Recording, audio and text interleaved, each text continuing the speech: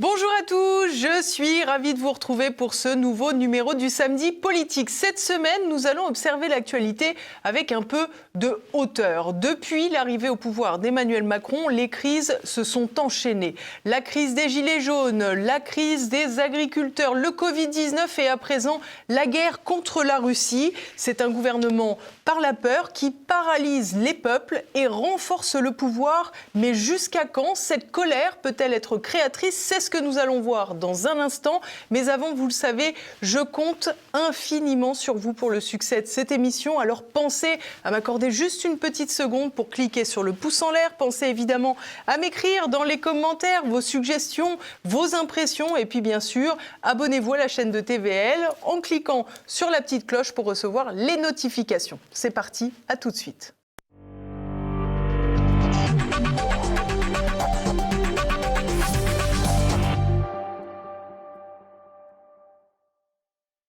Et à mes côtés aujourd'hui pour cette nouvelle émission, Michel Onfray. Bonjour monsieur. Bonjour. Merci beaucoup d'être avec nous. Alors je ne vous présente pas très longuement, mais tout le monde le sait, vous êtes philosophe, essayiste, vous êtes également cofondateur de la revue Front Populaire, une revue souverainiste. Vous avez publié d'ailleurs le 20e numéro qui porte sur les vrais fascistes, j'allais dire. Parmi les signatures de ce numéro, Marcel Gauchet, Vincent Coussedière, Jean Sévilla, également Jacques Sapir, qui était à votre place la semaine dernière sur ce siège.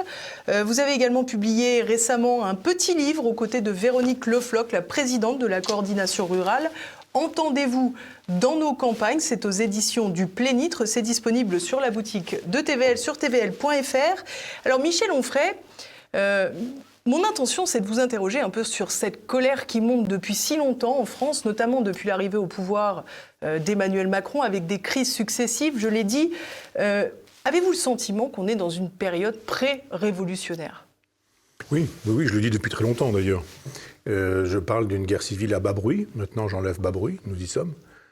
Quand vous faites le compte des morts, régulièrement, si vous regardez ces news tous les matins, vous avez un égorgement, un coup de couteau, un coup de tournevis, une agression. Le tout est filmé maintenant, tout le monde ayant la possibilité d'être un journaliste avec son téléphone portable.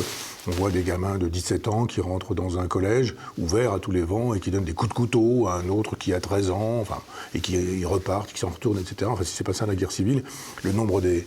L'autre jour, je quittais Paris pour aller dans ma Normandie, il y avait un monsieur qui était... président, je crois, d'une association d'anciens militaires. Il m'a donné sa revue, il me dit « Ah, bah tenez, je vous donne ça ». Et il y avait dans sa revue le nombre des policiers morts dans l'année. Policiers, gendarmes, etc. On se dit « Mais on passe tout ça sous silence ». On le dit, oui, puis une information chasse l'autre, puis c'est terminé. C'est-à-dire que quand vous faites le total, c'est pas la police qui tue, c'est la police qu'on tue. Et donc, quand la police n'est pas respectée, quand la gendarmerie n'est pas respectée, quand les jeunes donnent aujourd'hui des coups de couteau, des coups de tournevis, quand ça ne fonctionne pas non plus à la Kalachnikov ou à la grenade, on se dit, mais si c'est pas une guerre civile qui est là, très présente, vraiment, c'est quoi ? Je pense que quand on fait de l'histoire de France, ce qu'on ne fait plus, on voit qu'il y a eu de multiples jacqueries et qui ont toutes été matées. Et, comparaison n'est pas raison, mais si vous dites, regardez comment les bonnets rouges, les gilets jaunes, etc., comment ça s'est passé à chaque fois ? On les a matés, on arrache des yeux, on fait sauter des mains, on met en prison, je parle des gilets jaunes. Vous faites la même chose avec les paysans, c'est-à-dire que les paysans disent on souffre, on est malheureux, il y a des suicides tous les jours, etc. Ce livre d'ailleurs commence avec une lettre de Véronique Le Floch qui vous explique comment la première manifestation à l'Arc de Triomphe est accueillie, j'allais dire, par le pouvoir d'Emmanuel Macron, c'est-à-dire par plus de 80 gardes à vue, parce qu'ils ont déposé une gerbe globalement sur l'Arc de Triomphe en hommage aux agriculteurs suicidés. Absolument. Et même Bruno Retailleau, dont une partie de la droite trouve qu'il est formidable, fantastique, merveilleux, etc., n'a pas autorisé les paysans la dernière fois à se rassembler dans Paris. Il aurait pu très bien dire, écoutez, il y a un champ de Mars sur lequel vous allez pouvoir vous installer, vous ne gênez pas la circulation, vous entrez dans Paris, on gère ça. Les paysans, sont pas des casseurs, ne sont pas la famille Traoré ou ce genre de choses. Ce pas des gens qui mettent le feu à des abribus, qui mettent le feu à des poubelles ou qui cassent les banques ou ce genre de choses. On négocie. En disant, vous venez et vous allez raconter des trucs. Peut-être même vous allez pouvoir faire goûter du lait, des pommes, des fruits, je sais pas quoi, de la viande, faites des barbecues. Si vous voulez rencontrer les gens, ils vont vous rencontrer, vous allez pouvoir dire, pas du tout. Dès qu'ils sont arrivés avec les tracteurs, on a dit, allez hop, on envoie les CRS, on envoie la gendarmerie, on envoie les blindés, on envoie l'armée. Donc il y a une succession. Pardon, Michel Onfray, mais arrêtons-nous sur un terme. Vous dites « on n'a envoyé on? C'est qui on? Ah oui, j'ai parlé de Bordeaux-Retailleau. Oui, mais c'est qui on finalement? Qui mate toujours ces révoltes? Il y en a un qui s'appelle Emmanuel Macron, c'est lui. Hein, c'est le pauvre Retailleau, il fait ce qu'il peut. Dans un gouvernement avec un Bayrou qui fait ce qu'il peut aussi. Et Macron, lui, décide de tout. Vous ne pouvez pas faire... Quand vous êtes ministre de l'Intérieur, c'est le patron, c'est le chef de l'État. Donc la police, c'est la même chose. Si la police, elle tape, c'est parce qu'on lui demande de taper. Si elle ne tape pas, c'est parce qu'on lui demande de ne pas taper. Moi, j'étais devant ma télévision quand il y avait les manifestations des Gilets jaunes et que je regardais ce qui se passait à Paris. On avait parfois un plan fixe sur CNews ou sur BFM et on voyait des gens qui étaient en train de dépaver la rue. C'est pas compliqué. Si des journalistes peuvent filmer quelqu'un qui dépave, la police sait qu'il y a des gens qui dépavent. Si vous dépavez, il y a un moment donné où ces pavés vont se retrouver sur le casque d'un CRS, voire dans une vitrine d'un magasin de luxe des Champs-Élysées. Donc si vous laissez faire, c'est que vous avez intérêt à laisser faire. Et si la police, on lui dit allez-y, ils y vont. Si on leur dit attendez, ils attendent. Si on leur dit cognez fort, ils vont cogner fort. Si on leur dit ne cognez pas, mais soyez présents, etc., ils obéissent aux ordres. Donc moi, je n'incrimine jamais la police, je n'incrimine jamais la gendarmerie, je n'incrimine jamais l'armée. Ils obéissent. Et ils obéissent à des ordres. Et on obéit jusqu'à quand, alors? Là, vous parlez de la gendarmerie ou de l'armée. Là, vous perdez votre boulot si vous n'obéissez pas. Si vous dites ce sont des camarades, je n'y vais pas, donc je comprends. Droit de réserve, il y a d'autres métiers qui en font état? Si vous êtes CRS et qu'on vous demande de disperser une manifestation, vous avez fait ce boulot-là pour cette raison-là. Donc vous faites respecter l'ordre républicain. Le problème, c'est pas de savoir si les gens qui manifestent ont raison ou pas raison. Le problème, c'est de savoir si on vous a dit tapez ou tapez pas. Bien sûr. Tolérez ou ne tolérez pas. Et puis, si vous faites une sociologie à la Bourdieu, je dirais, de tout ce personnel, c'est comme les gardiens de prison, c'est pas des bac plus 5. C'est des gens, ils disent pas quand ils se réveillent le matin ou quand ils ont 10 ou 12 ans, quand je serai grand, je serai gardien de prison. Vous l'êtes par défaut, vous avez envie de faire autre chose. C'est comme les journalistes. Ne dites pas, quand vous avez 12 ans, je voudrais tellement être journaliste à Ouest France. Vous avez envie de bosser au Monde, mais si vous êtes à Ouest France un jour, vous n'avez pas pu travailler au Monde. Je sais pas si je dois bien le prendre, ce que vous êtes en train de me dire. Non, pas vous, parce que vous êtes une presse d'idées. Donc c'est pas exactement la même chose. Les autres, je veux dire, moi j'ai travaillé à Ouest France, donc je peux savoir. Quand je me payais mes études, je faisais cette rubrique-là. Mais je me suis jamais pris pour un journaliste quand je disais que M. Machin avait reçu une médaille, que Mme Bidule avait trouvé une citrouille de 13 kilos dans son jardin, ou que les enfants étaient partis en vacances scolaires grâce à un don etc. C'est du journalisme si on veut, mais... Non, je pense que, pour revenir à votre question première, je pense qu'il y a des jacqueries, qu'elles sont matées, et que quand vous faites l'histoire des jacqueries, il y a un moment donné où ça génère une révolution, française en l'occurrence. Vous ne savez pas pourquoi ça marche, pourquoi une jacquerie n'est qu'une jacquerie, et pourquoi une jacquerie devient un jour une révolution. Alors si on sait, maintenant, si vous faites... Moi, j'ai une partie très importante de ma bibliothèque qui est consacrée à la Révolution française, parce que c'est quand même une énigme. Comment ça fonctionne, pourquoi ça démarre, qu'est-ce qui fait que ce jour-là, il y a ça, mais pas 3 ans plus tôt, etc. Alors après, vous avez des considérations particulières. En 1788, il y a beaucoup de pluie, il y a des grêles, que ça détruit la culture, et qu'on n'avait pas de blé, on n'avait pas de pain. Si vous n'avez pas de pain, vous avez la famine, et la famine, ça vous met dehors. Vous dites, on voudrait manger, s'il vous plaît. Et donc, il y a des gens qui disent, on va gérer ça, puis il y a des gens qui vont faire de l'argent sur le blé, qui vont spéculer, etc. Vous voyez comment ça marche, mais ça ne suffit pas. Et il s'est passé des choses en amont. Après, il y a le rôle des intellectuels, le rôle de la philosophie des Lumières, les bobos de l'époque, si vous voulez, les salons dans lesquels on faisait comme si... Ils étaient déjà là. Oui, les gens qui vous servaient, et puis les repas, et puis qui étaient là, et qui écoutaient les discussions. Et de tous ces gens qui disaient la liberté, l'égalité, la fraternité, il faut en finir avec l'esclavage, la servitude, etc. Vous entendez ces choses-là. Et puis après, vous avez tous les ratés, tous les gens qui... Faites par exemple la sociologie des députés de la France Insoumise, ce ne sont pas des gens qui brillaient avant d'avoir été députés d'ailleurs, depuis qu'ils sont députés, ils ne brillent guère plus, mais le trajet social de ces gens-là, c'est pas terrible, c'est pas bac plus de 5 non plus. Ce sont des gens qui sont des ratés sociaux, donc qui fonctionnent au ressentiment.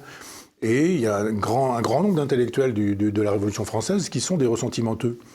Il y a des gens qui sont très instruits quand même dans les rangs de la France Insoumise. Jean-Luc Mélenchon, on ne peut pas dire que ce soit une... Très instruit, vous rigolez. Enfin, non, il n'est pas très instruit. Il est agrégé de quoi, certifié de quoi, docteur en quoi, Mélenchon. Bon. Non, et puis d'ailleurs, serait-il agrégé, certifié de je ne sais quoi, qu'il doit avoir un CAPES ou quelque chose dans ce goût-là, mais c'est pas être très cultivé. Si vous décrochez un CAPES de je sais pas quoi, d'histoire, ou on a dit de philo, je ne sais pas, ça suffit pas. Vous êtes agrégé de philo, vous dites agrégé d'anglais, vous dites pas que vous êtes anglais, vous dites que vous êtes prof d'anglais. Aujourd'hui, un agrégé de philo, il dit qu'il est philosophe. Non, il est agrégé de philo, il n'est pas forcément philosophe. Et puis le diplôme ne fait pas l'intelligence. Mon père a été ouvrier agricole et n'a pas lu de livre de philosophie, et menait une vie philosophique. Donc, je pense que c'est celui qui fait peut-être le plus impression, Mélenchon. Mais il a une culture très petite, très étroite. Moi, je l'ai rencontré une fois. Il n'avait jamais été candidat à la présidence de la République, donc ça remonte à il y a très longtemps. Et on a parlé de la Révolution française, mais il ne connaît rien à la Révolution française. Il a été trotskiste, donc on lui a appris 2 ou 3 choses. Mais avec des journalistes qui ont un électroencéphalogramme plat, c'est facile de briller. Donc, vous avez 3 références. Merci à nouveau. Un journaliste, hein, qui dit non, mais un journaliste de Libé, un journaliste du Monde, un journaliste de l'Obs, ou je ne sais quoi, ou de France Inter, Léa Salamé, si vous voulez des noms, des gens comme ça. Évidemment, la culture n'est pas là. Donc vous pouvez toujours faire illusion. Lui, il a lu Mathiez et Soboul, qui sont les 2 historiens communistes de la Révolution française, et il ne connaît que ça. Quand j'ai commencé à lui parler de Charlotte Corday, la contre-révolutionnaire, etc., je lui ai dit n'importe quoi. C'est faux, c'est pas ça, Charlotte Corday. Elle était girondine. Donc pas du tout du côté des contre-révolutionnaires. En plus de ça, elle était contre le roi Louis XVI en estimant que, etc., etc. Enfin, il y a un toast qu'elle porte en présence d'amis. Bon. Vous savez rien de tout ça. Donc non, la culture, c'est parce que vous débitez devant des gens incultes, parce que vous les auriez appris dans l'école du parti, ou parce que quand vous étiez à la Ligue communiste révolutionnaire, non, il n'était pas à la LCA, il était à l'OCI ou quelque chose comme ça, enfin quand il était chez les trotskistes, il y avait une espèce de bourrage de crâne. Mais en dehors de ce bourrage de crâne, il ne connaît pas grand-chose. La culture, c'est pas la régurgitation.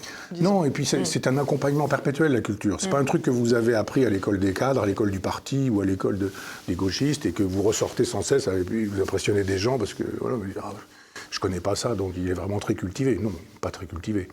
Revenons-en à ce terrain pré-révolutionnaire. Michel Onfray, si vous le voulez bien, vous nous avez cité plusieurs exemples qui font, selon vous, que la France est en pré-guerre civile, voire en guerre civile maintenant. J'ai compris que vous mettiez au cœur de tout cela la question de l'insécurité. C'est une question qui est très rarement dans la bouche d'Emmanuel Macron. Ces derniers temps, on l'a bien compris, Emmanuel Macron est préoccupé essentiellement par la situation extérieure. Je vous propose tout de suite d'écouter une de ses dernières allocutions. Au-delà de l'Ukraine, la menace russe est là et touche les pays d'Europe, nous touche. La Russie a déjà fait du conflit ukrainien un conflit mondial. Elle a mobilisé sur notre continent des soldats nord-coréens, des équipements iraniens, tout en aidant ces pays à s'armer davantage. La Russie du président Poutine viole nos frontières pour assassiner des opposants, manipule les élections en Roumanie, en Moldavie. Elle organise des attaques numériques contre nos hôpitaux pour en bloquer le fonctionnement. La Russie tente de manipuler nos opinions avec des mensonges diffusés sur les réseaux sociaux. Et au fond, elle teste nos limites. Elle le fait dans les airs, en mer, dans l'espace et derrière nos écrans.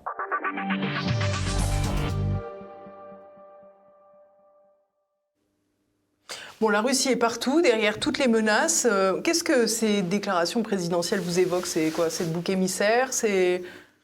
Ce qui est formidable, c'est qu'il nous dit que la Russie menace la France. La preuve, elle tripote les élections roumaines. C'est ah bon, tiens. Et même chose en Moldavie. Tiens, la France, c'est la Moldavie, la France, c'est la Roumanie. C'est quoi ce truc? Et eux, avec Soros et avec d'autres, là, ils manipulent pas les gens, ils bricolent pas les élections, ils se débrouillent pas pour empêcher que les élections soient libres et non faussées. Ça relève de la concurrence libre et non faussée. Quand on nous dit, mais Marine Le Pen est formidable, elle est très sympathique, elle aime les chats, et puis on va l'inviter. Et puis on se serre la main, elle est de tous les débats. Et il n'y a aucun problème. Puis quand elle est au 2e tour, Oradour-sur-Glane, voyez-vous, et puis la Shoah, pensez, et d'un seul coup, mais on peut aimer les chats et Oradour-sur-Glane, c'est quoi le problème? Si vraiment elle est dangereuse, faites un procès, mettez-la en prison, et puis l'affaire est réglée, et puis faites des rafles, et puis mettez tous les militants du Rassemblement National en prison, si vraiment il y a un danger, oui, si vraiment c'est la Waffen-SS, si vraiment les gens qui collent des affiches pour le Rassemblement National, c'est la division Das Reich. Faisons le nécessaire pour que ça ne continue pas. On ne fait pas ça, on fait le contraire. On l'a fait monter, et puis après on change de scénario entre les 2 tours, puis on dit, tout de même, hein, Jean Moulin et Klaus Barbie, il va falloir choisir. Et Jean Moulin c'est Macron, Klaus Barbie c'est Marine Le Pen. Et elle laisse faire aussi Marine Le Pen, dans cette façon de laisser dire les gens et de laisser instrumentaliser la Shoah, etc. On peut interpeller la communauté juive en disant, mais vous n'êtes pas gêné par le fait qu'Emmanuel Macron se serve de la communauté juive, se serve de la Shoah, se serve d'Oradour-sur-Glane? Est-ce que j'ai une gueule d'Oradour-sur-Glane? Elle devrait pouvoir dire des choses comme celle-ci. Ça n'est pas fait. Et vous avez toujours après l'arc républicain au 2e tour qui fait que, comme par hasard, Gabriel Attal se met à voter avec la France Insoumise. Je crois qu'Attal est juif, mais il vote avec la France Insoumise qui elle-même défend le Hamas. Ça ne les gêne plus, là. Madame Borne, je crois que aussi, enfin, c'est dans la même logique. Qui est dans la même logique? Le maire du Havre. qui finissent par nous dire... Édouard Philippe, ouais. Édouard Philippe, on va quand même voter avec les communistes, c'est comme... Bah oui, voter avec les gens du pacte germano-soviétique, c'est quand même beaucoup mieux que de voter avec les gens qui ont défendu, je sais pas, l'Algérie française, par exemple. Donc il y a un moment donné où il faut calmer tout ce jeu-là en disant non, on ne fausse pas les élections. Donc on n'aille pas donner de leçons aux Russes qui manipuleraient les élections roumaines, puisque en France, tous ces gens manipulent les élections. Vous avez une espèce de goulot d'étranglement, vous avez des journaux, on dirait du Figaro à l'Humanité, en passant par Le Point, le Nouvel L'Obs, l'Express, vous avez des journaux divers et multiples, Libération, Le Monde, etc. Et puis vous dites, ah mais c'est quand même un panel, il y a quand même une liberté d'expression. Oui, sauf que tous disent qu'in fine, il faut voter pour Macron. Alors les uns disent parce que c'est le meilleur, d'autres disent parce que dans notre camp, c'est le meilleur, d'autres disent parce qu'il y a un arc républicain, et puis d'autres disent, pour finir, parce qu'il faut surtout éviter Oradour-sur-Glane et Das Reich. Si ça s'appelle pas manipuler les élections, ça, le cerveau des gens. Parce que les gens, ils ont autre chose à faire que de faire de la politique comme les journalistes ou comme les gens dont c'est le métier de savoir, de décortiquer, de démonter. On fait des micro-trottoirs aujourd'hui sur l'Ukraine. Des gens veulent dire, on va faire un truc très simple, on va prendre une carte, vous allez nous placer l'Ukraine. Carte muette. Mettez-nous la Russie quelque part, mettez-nous l'Ukraine là où elle est, puis un peu éventuellement la Moldavie, qu'on rigole, la Biélorussie ou ce genre de choses. Et donc vous allez voir. La Crimée, tiens, allons-y, soyons fous. Prenez une carte de l'Ukraine et puis vous dites, ben voilà, le Donbass, la Crimée. Bon. Donc quand on est inculte, on n'a pas des avis sur le monde. On travaille avant, on peut le faire. Mais comment pouvez-vous faire des avis sur ces questions-là? En regardant les chaînes d'infos continues qui elles-mêmes font exactement, sauf le groupe Bolloré, mais les autres... Sauf. Ben oui. Parce Vous êtes corporate, c'est bien. Non, mais moi j'y suis pas par hasard. Je ne suis pas interdit de ces chaînes-là par hasard, et je ne suis pas sollicité pour aller faire une émission avec Laurence Ferrari par hasard non plus. C'est pas moi qui ai demandé. Vous êtes interdit des autres chaînes? Je suis interdit théoriquement de service public depuis 8 ans. De service public. Alors il se peut Qu'est-ce que vous avez fait pour mériter ça? Je ne sais pas. Vraiment, je suis sincère. C'est-à-dire, on a coupé l'Université populaire de Caen, on m'a viré de France Culture où mes émissions faisaient 1 million de podcasts chacune, et je n'ai jamais eu d'explication. Je ne sais pas. Vraiment, sincèrement, je ne sais pas. Parce que je n'ai jamais dit voter Marine Le Pen. J'ai juste dit elle n'est pas nazie. Je pense que ça peut se dire. J'ai une hypothèse, et je pense que c'est parce que je m'oppose à l'Europe de Maastricht. Parce que quelqu'un comme Finkielkraut a toujours une émission d'1 heure tous les samedis à France Culture, et personne ne l'a jamais débarqué, tant mieux. Et il n'a jamais été question de débarquer, et tant mieux encore. Pourtant, il a dit des trucs que moi, j'ai pas dit. J'ai jamais fait le compte des Noirs dans les équipes de foot de France. J'ai jamais rien dit qui ressemble à ce genre de choses. Je suis pas allé au tribunal pour des questions de... Et pourtant, c'est moi qu'on interdit. Alors, je ne sais pas. Je sais que dans l'émission que nous faisons, Laurence Ferrari et moi, on est très écoutés par l'Élysée. J'ai appris ça. Et que donc, il y a des notes, il y a des fiches, ça circule, etc. Donc, il y a un contrôle des pensées libres. Et voilà, j'ai failli faire une conférence sur ce livre, sur la question de la paysannerie, dans un lycée hôtelier en périphérie de Caen. Et donc, j'ai fait ça pour faire plaisir à un garçon qui m'a dit « Ah, ce serait le plaisir de ma mère de vous inviter, etc. » J'ai dit « C'est chose faite, j'habite Caen, donc je prends ma voiture, et puis je me déplace, donc il n'y a aucun problème. » Eh bien, le proviseur a dit oui. Donc, je devais faire quelque chose sur l'avenir de l'agriculture, dans un lycée hôtelier. Il y a donc eu des affiches. Et puis 2 ou 3 profs, notamment un prof d'histoire de la France Insoumise, a dit « Non, il n'est pas question qu'on ferait face à sa conférence. » Et donc, le proviseur qui, lui, avait dit oui, il aurait pu dire il n'est pas question que j'interdise à Michel Onfray de faire une conférence que j'ai autorisée. Donc, il sera là, vous pourrez vous le payer si vous le voulez, vous allez lui poser des questions, même en étant agressif si vous le souhaitez, mais il vous répondra, et puis ça s'appelle un débat, et vous allez débattre. Non, le proviseur a dit on annule la conférence. Donc la conférence a été annulée. Et donc, c'est comme ça que ça fonctionne aujourd'hui, la censure, la tyrannie. Alors on ne peut pas donner des leçons à Poutine. C'est pas possible. Moi, je défends pas Poutine. Je dis juste que quand le conflit a commencé, moi j'ai été un des rares à le dire, mais Sputnik a été fermé. Russian Today a été fermé. J'ai dit c'est inacceptable. Il n'y a eu personne là pour dire oui, c'est vrai, vous avez raison. Non, c'est une chaîne de propagande. Soit dit en passant, d'ailleurs, je fais une incise, mais j'ai constaté l'autre fois, je ne sais plus à quelle occasion, qu'il y avait des envoyés de LCI qui étaient toujours à Moscou. Donc la Russie, elle, n'interdit pas les chaînes françaises de travailler là-bas. Oui, bien sûr. Et donc, quand on a fermé ces deux chaînes, j'ai dit, mais attention, Al Jazeera, on n'a pas fermé Al Jazeera, donc ça émet toujours. Moi, j'ai une télévision sur laquelle je peux écouter Al Jazeera qui fait de la propagande, et ça ne me gêne pas, je le sais. Les gens sont au courant. Si je veux avoir une version russe qui me permettra de faire mon avis personnel, non pas de me dire je vais penser comme les Russes, mais simplement quelle est la formule des Russes, pourquoi ils vous expliquent, etc. C'est pas possible. Et donc après c'est CNews, après c'est C8. Et puis dans la ligne de mire, ça va être CNews. Et puis moi j'ai des signalements, et Laurence Ferrari et moi-même avons des signalements parce que nous avons dit ceci, parce que nous avons dit cela, etc. Donc on ne donne pas de leçons de démocratie aux autocrates quand on est soi-même un autocrate.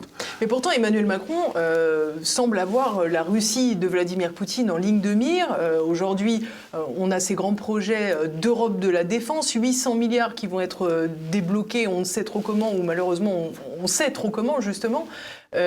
Pourquoi Emmanuel Macron met-il le paquet, j'allais dire, sur cette menace russe, et pourquoi semble-t-il obsédé par cette question internationale ?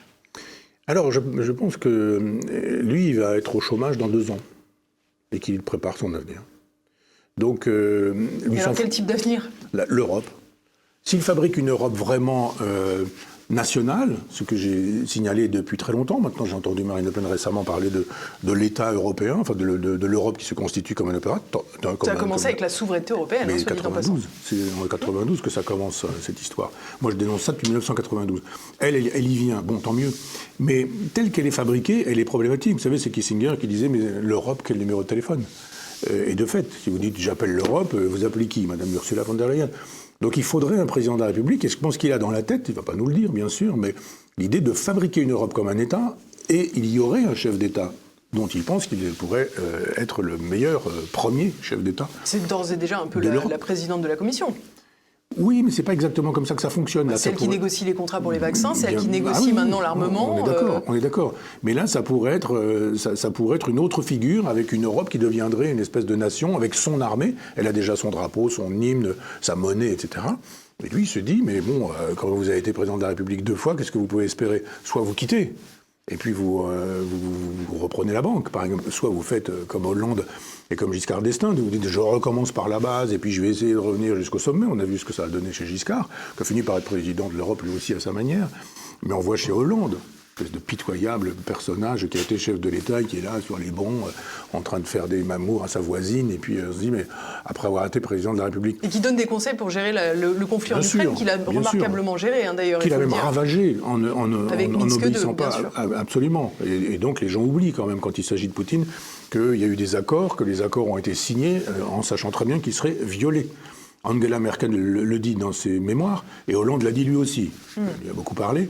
Simplement, quand vous dites à la face du monde que les accords ont été signés de façon à ne pas être respectés, juste pour pouvoir permettre à l'Ukraine de s'armer, si vous avez l'impression que Poutine n'entend pas ce que vous êtes en train de dire, vous êtes un crétin. Donc évidemment, dans les chancelleries, l'information remonte et Poutine, il se dit, ben voilà, ils m'ont tubé, et ben c'est pas compliqué, on y va. Et donc je dis pas qu'il faut aller massacrer les populations d'Ukraine, je ne dis pas ça. Je dis simplement que si on veut comprendre le travail du philosophe, pourquoi on en arrive là, ben regardez un petit peu ce qui s'est fait en amont. On pourrait même remonter jusqu'en 89, chute du mur de Berlin, fin de l'Union soviétique, proposition faite par Poutine d'arrimer la Russie à l'Europe de l'Ouest, vous savez, la vieille leçon des slavophiles, des occidentalistes, enfin, qui se rejoue là. Et les Mitterrand et autres qui disent à l'époque, trop petit, mon ami, quoi. Ça ne nous intéresse pas, on envoie le FMI, on ravage la Russie. Moi, j'ai connu une dame un jour qui m'a dit, oh, vous ne m'aimeriez pas si vous saviez ce que je fais comme métier, etc. Je dis, non, mais racontez-moi. Elle me dit, je travaille pour le FMI. Ah bon, et alors ça consiste en quoi ? Il me dit, on arrive avec des valises, et puis on débarque dans une aciérie, et puis on dit qui est le patron de l'aciérie.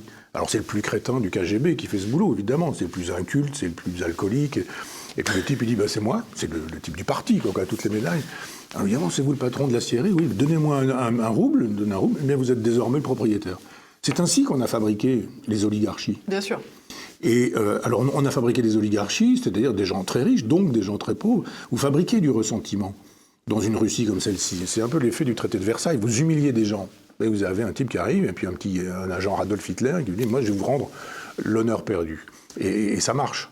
Eh bien ça marche aussi avec Poutine qui dit « moi je vais vous rendre l'honneur perdu ». On a eu peur de l'armée rouge, on n'a plus peur de l'armée rouge, on se moque de la Russie. on aura peur à nouveau d'une armée rouge sous l'empire soviétique, russe, grand russe, qu'il est en train de reconstituer. Mais il faut avoir peur justement de cette armée russe ? Non, parce que ce sont des gens qui font de l'histoire. Macron ne fait pas d'histoire. Il est très inculte lui aussi. C'est-à-dire que quand vous écoutez Trump... Mais il n'y a pas de culture française déjà. Donc il parle pour lui. Je n'ai pas de culture française, mais qu'ils ne le disent pas. Il n'y a pas de culture française. Et Poutine, par exemple, il connaît la philosophie russe. Il connaît Soloviev, Berdiaïev, il a distribué ça autour de lui. J'ai lu ça dans des livres de gens qui ne sont pas des poutiniens. Bien sûr. Donc, vraiment, c'est la même chose avec un Trump qui récemment expliquait comment l'Amérique avait fabriqué son entité. C'est-à-dire quand le Mayflower arrive en 1620 sur la côte est des États-Unis, ils vont conquérir. Et lui, il revient, ça veut dire quoi, MAGA, Make America Great Again, refaire la grande Amérique ou l'Amérique grande, c'est ça. C'est pourquoi, quand il arrive, il dit, bon, on a fait l'Amérique comme ça, elle s'est constituée, c'est une puissance. C'est la reconquête de l'Ouest. Eh ben, non, c'est la reconquête de Panama, c'est la reconquête du Groenland, c'est la reconquête du Canada, et puis on refait un empire comme ça. Trump, il n'a pas en tête, s'il veut refaire l'empire américain, d'aller conquérir le Portugal. Ça n'a aucun sens pour lui. Mais alors justement, est-ce que le retour de Trump, il n'est pas très opportun pour ses ambitions fédéralistes en Europe ? Si. Sauf qu'il est trop petit, mon ami, pour que tu puisses jouer dans notre cour. Parce qu'il est là en train de dire je vais appeler Poutine, puis je vais appeler Trump, puis on va voir ceci. Puis Poutine et Trump disent on n'en a rien à faire d'Emmanuel Macron. Le type qui est photographié avec des blacks qui font des doigts d'honneur aux Antilles ou avec des gens qui sont en résie les jours de fête de la musique ou ce genre de choses.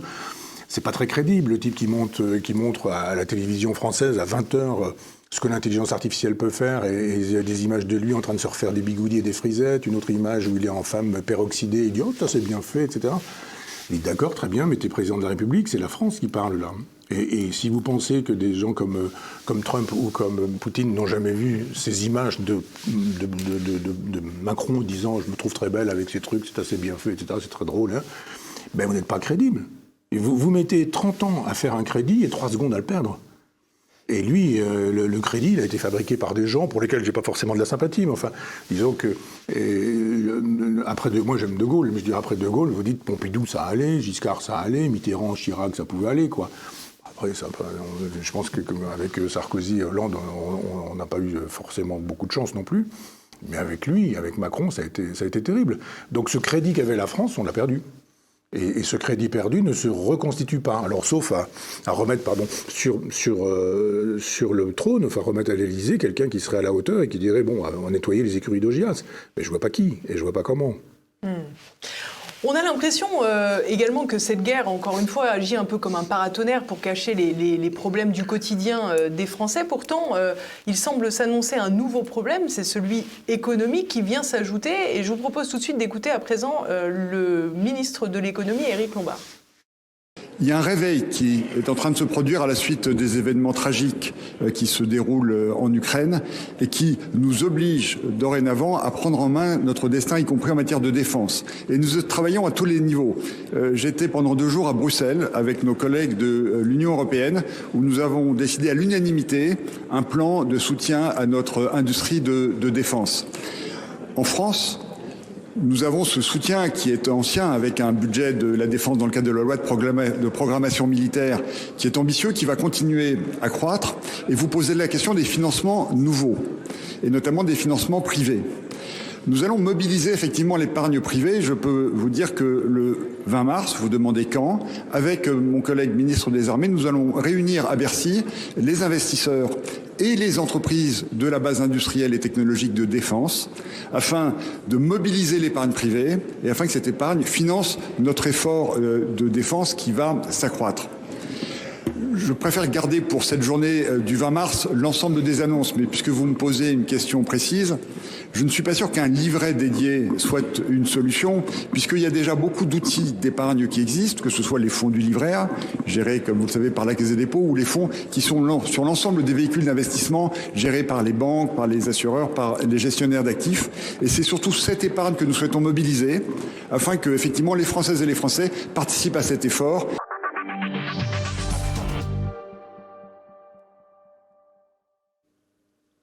Alors, ce qui est bien avec Emmanuel Macron, il y a une réelle constance, c'est que depuis qu'il est arrivé au pouvoir, à chaque fois qu'on imagine le pire, on peut toujours être certain qu'il arrive.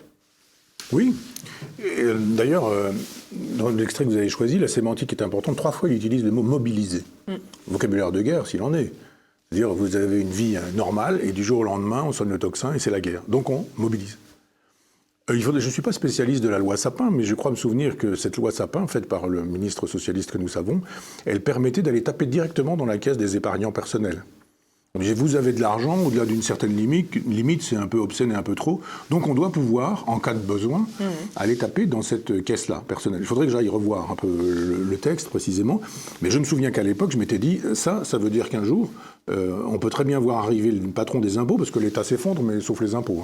Vous avez remarqué que... On est le pays qui recouvre le mieux l'impôt. Absolument. Il n'y a pas d'État quand il s'agit de se faire obéir. Ce qui doit d'ailleurs justifier une partie des notes des agences de notation qui ne sont jamais catastrophiques, parce qu'on a une capacité... Bien sûr. Et puis quand vous recevez un courrier avec le drapeau bleu, blanc, rouge, vous avez peur. Vous dites, c'est la République française, je ne devrais pas avoir peur, mais vous dites, oh là là, j'ai un redressement fiscal, j'ai pas dû me peindre les volets de la bonne couleur, ou une amende parce que vous avez traversé à 52 km/h un village, et que... Là, il y a l'État qui peut vous retrouver et qui va recouvrer, et il n'y aura aucun problème. Donc on se dit, l'État, s'il veut, quand il veut, comme il peut, il fonctionne. Il n'y a pas une disparition de l'État, il y a simplement un désengagement de l'État sur un certain nombre de sujets, parce que justement, on laisse faire le marché. Et puis parce qu'il s'agit de détruire tout ce qui peut être national, tout ce qui peut être local, régional. Il faut fabriquer une espèce de grand État européen qui, le jour venu, alors c'est un peu problématique avec Trump, mais pourra se fondre dans l'empire américain. C'est un peu problématique, mais en même temps, ça peut faire son affaire. Pour l'heure, Trump dit l'Europe a été faite pour ennuyer. C'est pas le mot qu'il utilise, mais les États-Unis, c'est faux. C'est Jean Monnet qui organise cette Europe-là. Elle est faite justement pour dire on arrive, on s'offre. Trump dit mais moi je vais aller chercher le Groenland. Là, la France, elle se serait offerte. L'Europe, elle s'offrirait avec l'Europe de Jean Monnet, qui est l'Europe de Mitterrand. Je rappelle que le Mitterrand de la Francisque permet à Jean Monnet de rentrer au Panthéon, a panthéonisé Jean Monnet, qui lui, pendant la guerre, disait que la France devrait disparaître en s'alliant avec l'Angleterre. La France aurait dû devenir une province de l'Angleterre. C'est quand même cet homme-là qu'on a collé au Panthéon, pour info. Mais donc, non, là, cette Europe... Le Panthéon a beaucoup souffert. Mais il continue, surtout aujourd'hui. Je crois que, je n'ai pas les chiffres en tête, mais De Gaulle a dû panthéoniser une personne, je crois que c'était Jean Moulin, c'est à peu près tout. Et Macron, il panthéonise tous les 6 mois. Et puis à chaque fois, il faut, si on peut trouver des lesbiennes, des ceci, des cela, des blagues, des créolisés, des ceci, des communistes, il n'y a aucun problème. Les communistes ont beau collaborer pendant 2 ans avec le pacte germano-soviétique, c'est pas un problème, on peut quand même envisager que ce sont des héros de la France. Mais donc, c'est tout Macron, évidemment, c'est comme ça que fonctionne Macron. On parlait de la colère tout à l'heure, justement de la révolte, et vous releviez à raison ce terme de mobiliser l'épargne, mais évidemment mobiliser physiquement pour aller à la guerre. Est-ce que cette mobilisation, d'abord économique, pourrait mettre le feu aux poudres et pourrait pousser les Français véritablement à se fâcher et à dire stop ? On n'ira pas si loin que ça. C'est-à-dire que Macron va se retrouver dans les cordes très rapidement. Si Poutine claque des doigts en disant on négocie, et je négocie avec Trump, il ne va pas dire à Macron vous avez une place à la table. Macron, il sera obligé de faire avec. Il a déjà dit d'ailleurs, Poutine, qu'il n'accepterait pas du tout de présence européenne sur le territoire de l'Ukraine. Mais ils auront lancé cette Europe de la défense, ces 8 milliards d'euros qu'ils doivent trouver. Mais elle ne se fera pas. 800 milliards. Pardon. Mais elle ne se fera pas. Elle ne s'est déjà pas faite quand elle pouvait se faire. C'est-à-dire à une époque où... Si je peux me permettre, c'est pas parce qu'elle se fera pas qu'ils ne prendront pas les fonds pour la faire. Mais ça, justement, je pense qu'ils prendront les fonds, bien sûr. Quand ce sera levé, ce sont des voleurs. Donc ils auront volé l'argent des Français, ou l'argent des contribuables, puis après ils en feront je ne sais quoi. Mais sûrement pas. Et puis après ils détourneront, ils réfléchiront sur un certain nombre d'autres projets. Mais cette Europe, elle était susceptible d'être faite de manière très concrète. C'est-à-dire quand l'Allemagne vient acheter ses avions de chasse, pourquoi est-ce qu'elle achète des avions de chasse américains ? En pleine Europe frétillante, je dirais, et pas du tout les Rafales. Et même chose avec la Pologne. Il n'y a personne ce jour-là pour dire non, mais il n'y a pas un chef d'État pour dire à cette époque-là non, vous achetez nos Rafales. Sinon, nous sortons, nous, Français, de l'Europe. Et nous, Français, sortons de l'Europe, il n'y a plus d'Europe. Non, il n'y a pas eu un chef d'État. Ah, vous voulez, dans l'Europe, ne pas acheter d'avion européen, mais acheter un avion américain, je vous en prie, allez-y, il n'y a pas de problème. Mais ils viennent d'apprendre là qu'ils avaient à peu près un mois de mise à jour assuré avec les Américains, mais si les Américains arrêtaient la maintenance, ils ne pouvaient plus se servir de leurs avions. Bien sûr, mais ils ont raison, les Américains, en même temps. C'est-à-dire, quand ils fournissent du matériel, vous pensez bien qu'il y a des ingénieurs qui ont fait le nécessaire pour que le matériel il puisse être anéanti ou neutralisé en cas de besoin. Vous appuyez sur un bouton, puis il y a probablement un microprocesseur dans cet avion qui fait de telle sorte que l'avion il reste au sol, il ne bouge plus. Voilà. Donc, heureusement que les Américains pensent comme ça. Nous, pas du tout. Nous, on a envie de donner notre bouton atomique à Angela Merkel. Angela, viens par là. Ça te ferait plaisir d'avoir les codes. Tiens, je te les donne. Alors ça, c'est un peu méchant parce que c'est pas ce qu'a dit le président Macron. Il a dit que seule la France serait décisionnaire. Voilà. Récemment. Certes. Mais il a aussi dit, il y a quelque temps, qu'il voulait envisager le partage du nucléaire et le partage du siège à l'ONU. Mais le déclenchement nucléaire serait entre les mains du président français. Cela dit, je ne sais pas si c'est une bonne nouvelle. Je vous dis simplement que précédemment, je n'ai pas la mémoire des dates, mais il y a au moins 2 ans, il a envisagé le partage nucléaire. Là, il l'envisage à nouveau en disant oui, mais enfin, ça va être mutualisé. C'est-à-dire, c'est mutualisé, mais comment c'est mutualisé? Il y a combien de pays qui décident? Et c'est la majorité? Est-ce que c'est la totalité? Est-ce que c'est 50 plus 1%? Ou est-ce que c'est 100%? Et qui appuie sur le bouton? Vous dites, la France, elle est contre. Mais en même temps, tous les autres pays ont voté pour. Et le président de la République, il va appuyer sur le bouton nucléaire, alors qu'il serait personnellement contre et que ce serait contre les intérêts de la France. Enfin, qu'est-ce que c'est que cette chose? Ça n'a pas de sens. On ne peut pas mutualiser ce qui fait que notre force. Sauf à vouloir la disparition de la France, de la nation, des frontières, et c'est ce que je dis, fabriquer un État post-national, ce que veut Macron. Et il se sert de manière opportuniste. C'est un animal opportuniste. Donc il se sert de cette situation pour dire j'avance mes pièces. Puis après, l'Ukraine, on s'en moque. Hein. C'est comme Trump. Je prends pas. Je laisse pas. Je soutiens, je laisse tomber. Enfin voilà. Ah, puis je soutiens à nouveau. Terminé, l'Ukraine, il n'y a plus rien. Puis après, vous revenez dans la négociation. Bon, on vous remet en route le système satellitaire qui vous permettra les guidances, etc. Le guidage peut-être plutôt. Et donc, vous voyez comment les choses fonctionnent. Simplement, nous ne sommes plus crédibles. Macron n'est plus crédible, la France n'est plus crédible. La France n'est même pas capable de sortir Boilem Sansal d'une geôle, alors que c'est un citoyen français. Franco-algérien, mais français. Et il n'arrive pas non plus à réexpulser les ressortissants qui devraient l'être. Et le reste.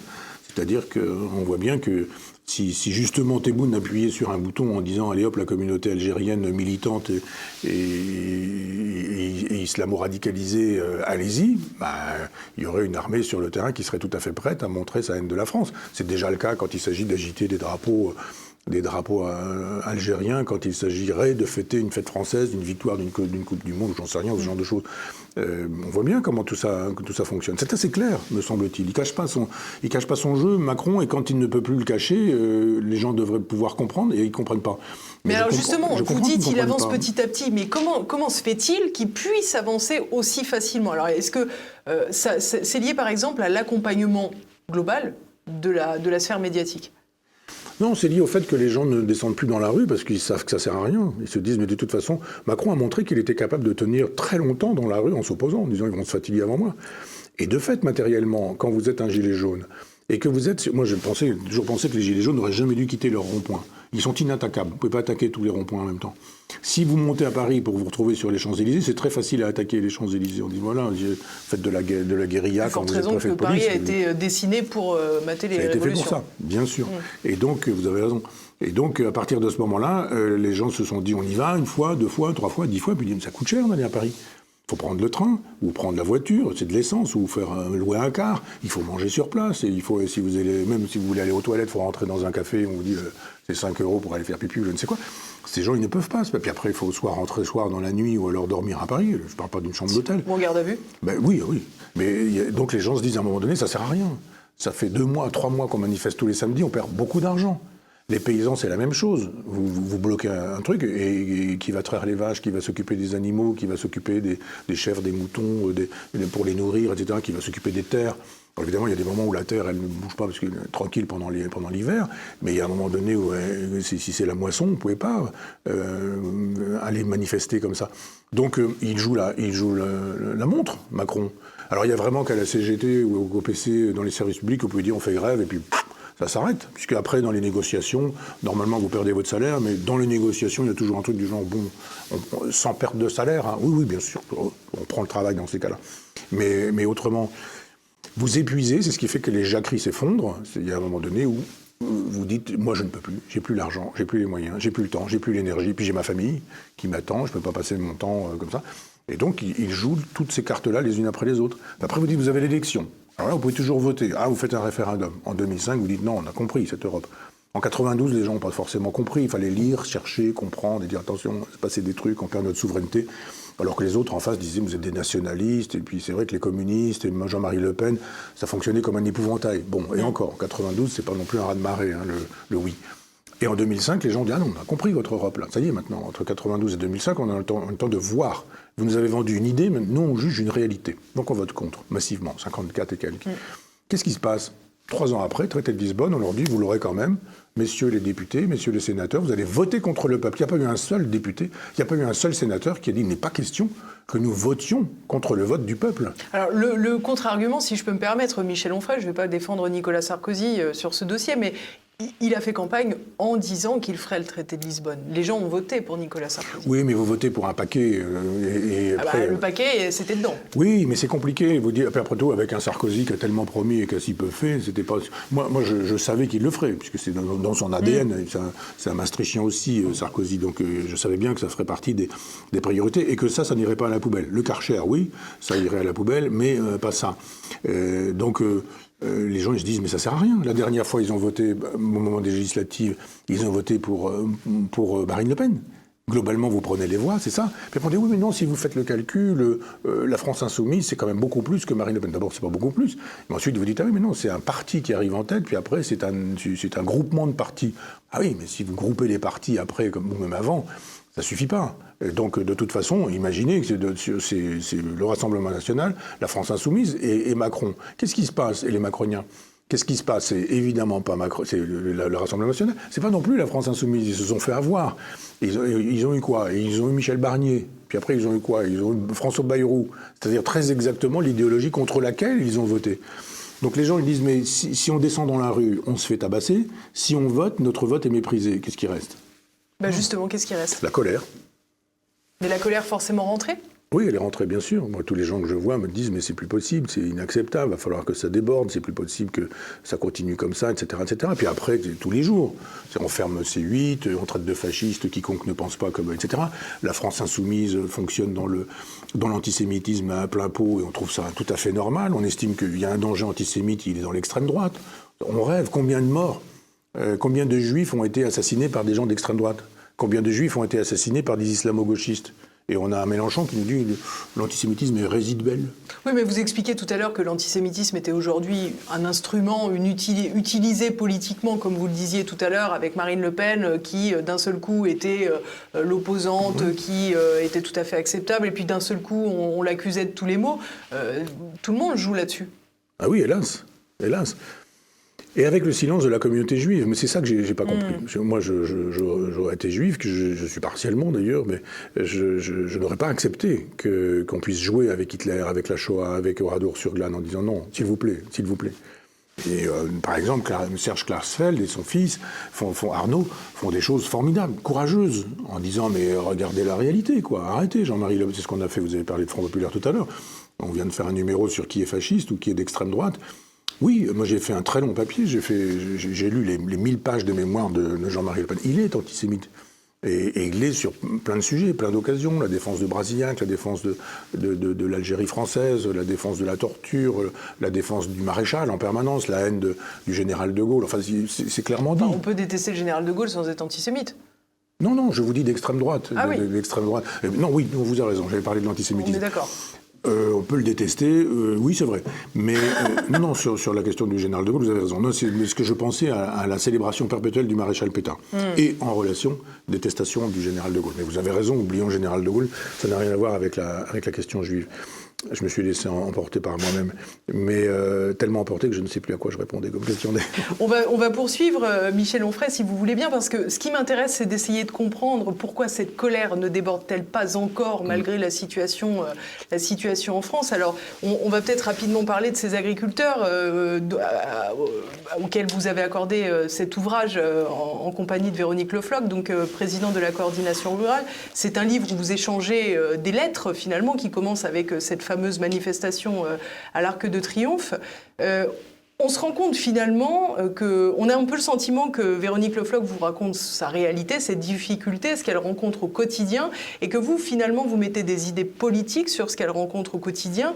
Mais on a l'impression, encore une fois, qu'elle plaide pour une agriculture d'il y a 50 ans, une agriculture de ses grands-parents, de ses parents, qui n'a plus vraiment sa place aujourd'hui. Ah non, au contraire. Non, moi je pense que ça a sa place aujourd'hui. Simplement, je suis un peu plus pessimiste qu'eux. Parce qu'ils pensent que, et c'est normal, ils font du syndicalisme, hein, donc on ne peut pas dire je suis syndicaliste, mais je ne crois pas à la cause que je défends dans mon syndicat. Donc ils veulent sauver l'agriculture. Je leur dis simplement, mettez en perspective l'agriculture d'aujourd'hui et l'agriculture de demain. L'agriculture de demain ne sera pas l'agriculture d'hier. C'est pas possible. Vous avez aujourd'hui une industrialisation de l'agriculture. Donc on n'a plus. Alors vous avez des écolos qui vous disent que les vaches ça pète, ça trouve la couche d'ozone et que c'est problématique. Un kilo de viande, c'est je ne sais combien de litres d'eau, ce qui est complètement faux. C'est une légende urbaine. Qui vous disent que le réchauffement climatique. En fait, tout le discours qu'on tient sur ce sujet-là. Mais je dis, mais savez-vous que alors la souffrance animale, par exemple, que le projet de l'Europe maastrichtienne, c'est d'industrialiser l'agriculture, c'est-à-dire de cloner les cellules qui vous permettront d'avoir des viandes sans animaux. C'est-à-dire vous aurez de la viande de bœuf qui n'aura jamais vu un seul bœuf, simplement parce que vous aurez pris des cellules d'un bœuf que vous aurez cloné, vous aurez fait de la viande tumorale, du cancer, quoi. Hein. Et on vous dira un jour, voilà un steak.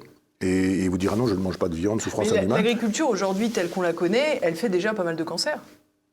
Ah oui, bien sûr, mais pour la productivité. C'est-à-dire, dès que les Américains sont arrivés le 6 juin 1944, ils sont arrivés avec leur moteur militaire, mais avec leur moteur civil et leur tracteur. Mon père, qui était ouvrier agricole, il a labouré avec les bœufs, puis il labouré avec les chevaux, puis il a commencé à aller chercher avec les chevaux un tracteur en pièces détachées, un Marshall, qu'on appelait Marshall, disait mon père. En fait, c'est un McCormick, mais Marshall parce que plan Marshall. Et donc le plan Marshall qui disait aux paysans, arrêtez tout ça, les paysans à l'ancienne, c'est fini. Donc on va mettre des tracteurs, puis après on dit, mais arrêtez avec la nature. C'est-à-dire, mettez des produits, mettez des intrants. Vous avez un blé qui est haut comme ça, si vous mettez vraiment des intrants, vous allez avoir une productivité supérieure, donc des gains supérieurs. Si vous avez des gains supérieurs, vous allez pouvoir acheter une moissonneuse-batteuse, vous allez pouvoir, etc. Formidable, la banque est là, elle donne de l'argent, puis à un moment donné, vous êtes pris à la gorge, et vous êtes devenu non plus un paysan, mais un exploitant agricole, comme on disait à l'époque. Exploitant, le mot était bien trouvé. Simplement, ce qui se passe aujourd'hui, c'est une autre révolution. Vous avez été virgilien de Virgile jusqu'à mon père, par exemple, si je puis me permettre le raccourci, mais jusqu'à l'après-deuxième guerre mondiale. Après, on a commencé un productivisme incroyable, et là, on se dit, il faut en finir avec les animaux, la souffrance animale, il faut relâcher les animaux dans la nature. C'est une façon... C'est un peu caricatural. Non. Certains sont caricaturaux, mais lutter contre la souffrance animale, ça peut se faire sans pour autant nier l'agriculture. Là, je mets une virgule en disant virgule, et vous ajoutez le souci d'être végane, le souci de ne plus manger de ceci, de ne plus manger de cela, de dire il faut plus de courses de chevaux, il faut plus d'animaux domestiques, et on fait quoi avec ces animaux-là? C'est-à-dire le jour où vous avez décidé, vous avez mis Sandrine Rousseau chef de l'État, qu'est-ce qu'elle fait avec les animaux domestiques? Vous avez des chevaux en Normandie, on fait des courses avec les chevaux de course, et là vous dites, fini les chevaux de course, vous les mettez dans la nature. Sur l'autoroute. Ben oui, les porcs vous les mettez dehors, les vaches, etc., vous les mettez dehors, et vous avez l'impression que la nature, ça ne va pas se passer comme ça. Une grosse arche de Noé. Mais oui, non mais ces gens sont des industriels de l'alimentation, et ils disent, mais quand on aura 4 ou 5 boîtes en France qui feront, et puis après ce sera 1 ou 2 sur la planète, mais qui fabriqueront de la viande cellulaire, à quoi bon s'ennuyer avec des paysans, des politiques agricoles communes, des gens qui veulent absolument des produits propres, etc. Non, c'est pas ce que veulent ces gens-là. Les gens comme Niel et autres, ils ont déjà investi dans la viande cellulaire. Alors la viande cellulaire, ça suppose des réfrigérateurs, ça suppose des ordinateurs, enfin, ça suppose plein d'instruments, des centrifugeuses, qui utilisent beaucoup d'électricité, et c'est très polluant. Et ça, personne n'en parle. Si vous dites, mais vous savez, un téléphone portable, c'est polluant, un moteur électrique, c'est polluant, un ordinateur, c'est polluant, alors ça, on n'avait pas le droit. Si vous dites, en revanche, la vieille voiture de quelqu'un qui est en campagne et qui est un vieux diesel, alors ça, c'est très dangereux pour la nature, mais en revanche, vous pouvez avoir autant d'ordinateurs que vous voulez, etc. C'est-à-dire que les fermes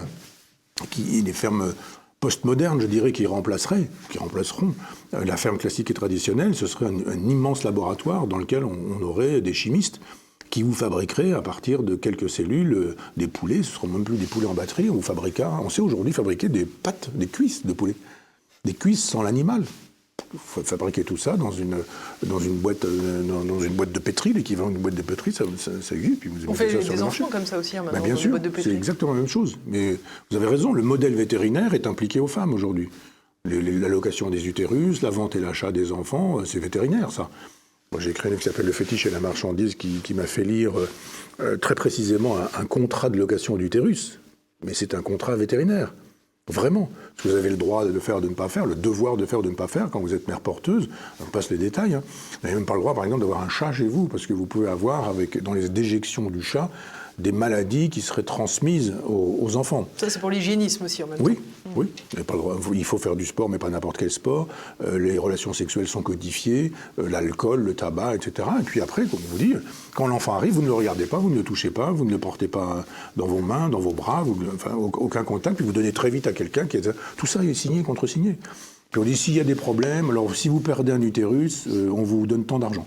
Si vous perdez des ovaires, un ovaire, tant d'argent. 2 ovaires, c'est multiplié par 2. Si vous avez des problèmes de nature psychologique, parce que vous dites, j'ai quand même porté un enfant pendant 9 mois, et là, il s'est passé quelque chose. Donc il y a un suivi psychologique, et on vous fait un suivi psychologique pendant X mois. Tout ça est écrit. Vous dites, mais c'est un contrat vétérinaire. Ça ne pose aucun problème. Donc, Précisément, là encore, ça ne pose aucun problème. Comment expliquez-vous cela? Et surtout, on a le sentiment en fait, qu'il y a une forme de sidération maintenant dans la population, avec cette agitation des peurs, cette casse systématique de la voix par les élections qui ne sont pas forcément respectées. On l'a vu, vous l'avez rappelé tout à l'heure, en 2005 avec 2008. On l'a vu aussi, tiens d'ailleurs, je voulais le souligner, on a vu que Véronique Le Floch à la coordination rurale avait réussi à imposer son syndicat dans à peu près 14 départements, sauf erreur de ma part.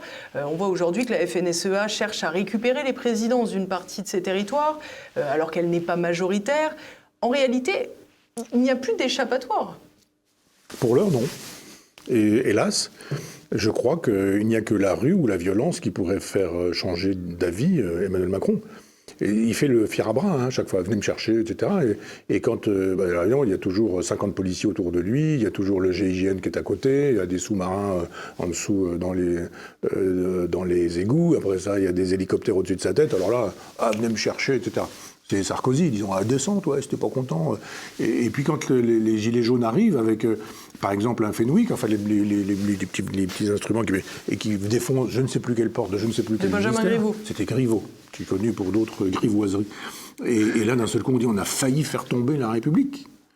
Et là, ils ont peur. C'est-à-dire, il semblerait que dans les moments chauds, des samedis les plus chauds des gilets jaunes, il y avait un hélicoptère qui attendait Emmanuel Macron pour pouvoir l'exfiltrer. Pour partir dans le genre Baden-Baden. La fuite à Varennes. Oui, Varennes. Oui. Enfin, Varennes, allons-y si vous voulez. Mais ça veut dire qu'il ne craint que ça. Il ne craint que la foule qui déboulerait dans l'Élysée et puis qui ferait l'équivalent de ce qui s'est passé au Capitole, si vous voulez. Donc c'est voilà pourquoi le Capitole, il a fallu absolument fabriquer ça comme une espèce de tentative de coup d'État. Et imaginez qu'effectivement, il y a des gens qui rentrent dans l'Élysée et qui cherchent Brigitte et Manu et qui les trouvent. Je n'assurerai pas leur sécurité comme ça, quoi. Donc effectivement, hélas, il fait tout ce qu'il faut pour que, après avoir humilié les gens, après les avoir insultés, après les avoir méprisés, après les avoir négligés, il arriverait une espèce de situation révolutionnaire. Il y a des gens qui arriveraient avec des pics et il se pourrait que leur tête soit au bout des pics. Il faut juste faire un peu d'histoire. Et quand ce monsieur dit il n'y a pas de culture française, il n'y a pas d'histoire française non plus, on voit bien qu'il est inculte et qu'il parle pour lui. Mais si vraiment il avait la connaissance de ce qu'est l'histoire de France, ça bascule vite une révolution. Ça bascule très vite. C'est pas le gentil 1789 et les méchants 1793. Je rappelle que la prise de la Bastille, le gouverneur se fait quand même décapiter. On lui met du foin dans la bouche, on met la tête sur une pique et puis on trimballe tout ça dans les rues de Paris. Donc 93, ça commence en 1789. Et donc c'est comme ça que ça se passe. Dès que Kojève disait ça, dès que le sang coule, on peut enfin parler de révolution. C'est pas forcément vrai. Il y a eu une révolution métaphysique, je dirais, en mai 68, le sang n'a pas coulé. Sauf une ou deux exceptions, un type qui est tombé d'un toit, Pierre Auvernet, enfin bon. Mais globalement, dès que le sang se met à couler, le sang appelle le sang. Je ne l'appelle pas, entendons-nous bien. Je dis simplement que dans un état de désespoir, où le vice est récompensé et la vertu maltraitée, où les gens qui travaillent sont méprisés, où d'autres qui sont des délinquants sont célébrés, ont avec eux les magistrats, la justice, etc., un certain nombre d'avocats et autres. On se dit, alors je sais très bien qu'il y a des avocats, mais à un moment donné, quand ils pèsent tellement lourd qu'il ne faut pas d'avocats pour les victimes, parce que les victimes sont des c'était quoi le mur des cons, si je me souviens bien, sont des cons. Vous avez envie parfois de dire, bon, on va régler le problème nous-mêmes, puis on y va, quoi. On est énervé, on est en colère. C'est ça la révolution, c'est-à-dire que vous distribuez, vous mettez de la poudre partout, puis à un moment donné, c'est une allumette qui fait exploser tout ça. Moi, j'aime beaucoup Taine et les origines l'histoire qu'il donne de la Révolution française. Et les origines de la France contemporaine, c'est vraiment un très beau livre dans lequel il y a un gros chapitre, j'ai plusieurs éditions, mais un ou deux volumes sur l'état de la France avant la Révolution. Et c'est très, très intéressant. Et ça ressemble à aujourd'hui ? Mais oui, complètement. Le portrait du Jacobin, ce que font les Jacobins, enfin comment la Révolution naît, pourquoi ça marche les Jacobins. Et Mélenchon qui connaît ça, qui ne connaît que ça, c'est-à-dire les Jacobins, l'histoire des Jacobins et des sans-culottes. Son nom pas de code, mais de militant, c'était Santerre à Mélenchon. Ça fait sens. C'est le personnage qui était un radical, c'est celui qui a dénoncé le roi dans la fuite à Varennes, et c'est celui qui, au moment où le roi veut dire quelques mots sur l'échafaud, on aurait aimé entendre les derniers mots du roi, donne l'ordre que les tambours sonnent, je ne sais pas si on dit que les tambours soient envoyés, et donc bon, on couvre la parole. C'était ça, Santerre. Donc quand vous choisissez déjà ce pseudo, déjà vous expliquez quel est votre camp dans la Révolution française. On peut choisir qui l'on voudra, je dirais, de Lafayette ou Mirabeau à Saint-Just et Marat, par exemple, en passant par un certain nombre d'autres, Danton ou Robespierre ou je ne sais quoi. Quand vous choisissez un type qui est un délateur et un type qui interdit la parole d'un homme qui va mourir 3 secondes plus tard. Finalement, on n'a pas le choix. Entre les oppresseurs et les révolutionnaires, il n'y a pas de bon camp. Moi, je ne choisirais pas, non, bien sûr. Mais, enfin, si, je choisirais. Je pense que je pourrais le dire. Peut-être que l'info va être sectionnée, pour le coup, et circulée, mais si il fallait choisir entre Macron et Mélenchon, en disant, voilà, si tout le monde a voté, il ne reste plus qu'une voix, je voterai Macron. Je ne dirais pas, je ne vais pas voter, etc. Non, je crois que je n'aime pas beaucoup Macron, ça, la chose est claire. Macron, ça va encore vous faire des amis, cette déclaration. Oui, peu importe, mais Macron, c'est pas l'homme. Moi, je dis du mal de tous les chefs d'État depuis que j'écris, donc c'est facile à voir. J'en ai pas sauvé un. Macron, il va disparaître, et puis il y en a un autre qui prendra sa suite. Et si c'est la même pensée que Macron, on continuera, ce sera la même chose. Mais Mélenchon, non. Je ne peux pas imaginer que quelqu'un qui reprenne les clichés, même pas les clichés, mais les thèses de l'antisémitisme puisse être au pouvoir en France, qui nous disent que la police tue, qu'il faudrait désarmer les policiers, que la gendarmerie se réveille le matin en ayant envie de massacrer des gens de couleur. Je ne peux pas imaginer, qui nous dit que Cuba n'est pas une dictature, qui a soutenu pendant très longtemps Poutine, maintenant il ne peut plus le faire aussi clairement, et qui a soutenu les dictateurs, non, je ne peux pas imaginer. Quand il faut choisir le danger, il y a effectivement une espèce de pourriture démocratique, et puis, de l'autre côté, une espèce d'autocratie qui ne s'embarrasserait pas beaucoup de droits de l'homme. Hein. Ça, je dois vous dire qu'avec l'islamo-gauchisme au pouvoir, on n'aurait sûrement pas beaucoup de ligue des droits de l'homme, de défense, de droit à la défense. Vous voyez comment il se comporte quand il s'agit de couper la tête symbolique d'un intellectuel en interdisant qu'il parle, en interdisant qu'il prenne la parole, en interdisant qu'il publie, en interdisant qu'il fasse des conférences, je ne sais quoi. Quand vous en êtes là, vous faites des affiches avec la tête d'Hanouna en disant « Regardez la tronche du juif », etc. Quand vous en êtes là... C'est pas ce qui est écrit sur l'affiche, si je peux me permettre. Si vous faites un peu de décodage, et la chose a été faite d'ailleurs sur CNews, où on met côte à côte des affiches des années 30 qui reprennent le cliché du juif et le travail qui a été fait de rebricolage esthétique à partir du visage d'Hanouna. On ne peut pas imaginer que le maquettiste n'y a pas pensé. Alors après, je veux bien, eux disent « Ah, mais on n'est pas du tout antisémite, c'est CNews qui est antisémite en disant qu'on est antisémite. » Non, s'il n'y avait qu'une occurrence, mais depuis que le Hamas est gentil, sympathique, formidable et résistant, depuis qu'Israël est génocidaire, depuis que, etc., bon, l'antisémitisme n'est évidemment pas résiduel, comme dit Mélenchon. C'est très exactement le contraire. Il est en pleine puissance. Et moi, j'ai pas envie d'un gouvernement antisémite. J'ai pas envie d'une persécution, pour le coup, des Juifs. Parce que si on y fait le coup de la persécution des musulmans, je veux bien. Où sont les lois anti-musulmanes ?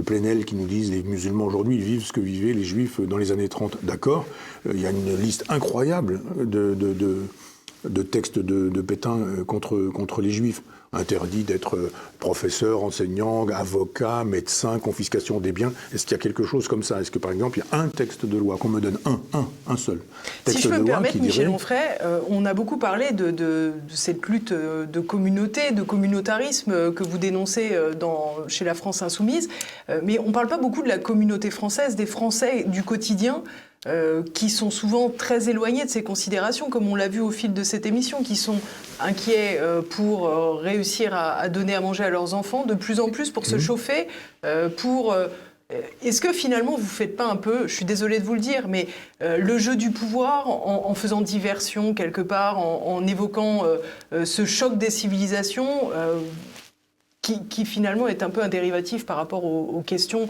que Véronique Le Floch et ses collègues peuvent se poser, que Madame Bitru au coin de la rue peut se poser, et qui sont aujourd'hui beaucoup plus brutaux comme sujet pour la société française.